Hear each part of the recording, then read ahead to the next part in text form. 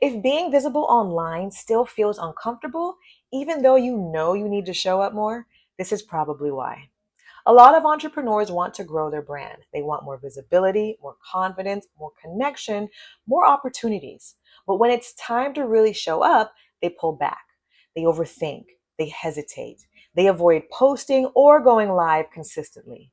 And deep down, it usually comes from fear. Visibility feels uncomfortable when you are worried about judgment more than connection. I've seen creators hold themselves back for years, not because they lacked value, but because they kept thinking, what will people think? What if I look awkward? Or what if I mess up? So instead of building momentum, they've stayed hidden. You cannot build a personal brand while constantly hiding your presence. So let me show you how to become more comfortable showing up online. First, stop expecting yourself to feel ready first.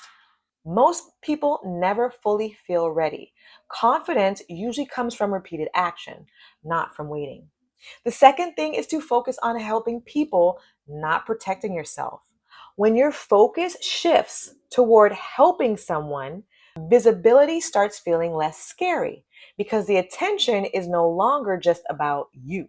The third thing is to understand that imperfect content still builds connection. People connect more deeply to content that feels real, not perfectly polished, not perfectly scripted, just real.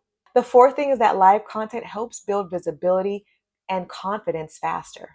This is important. Live content teaches you how to communicate without over editing yourself constantly.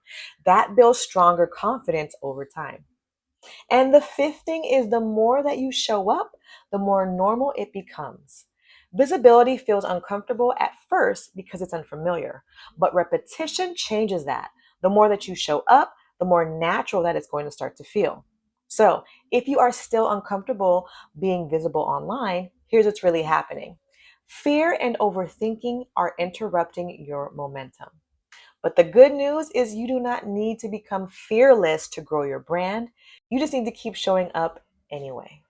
If this helped you, please make sure to subscribe to the channel so that you don't miss the next video. I truly appreciate your support and thank you for watching.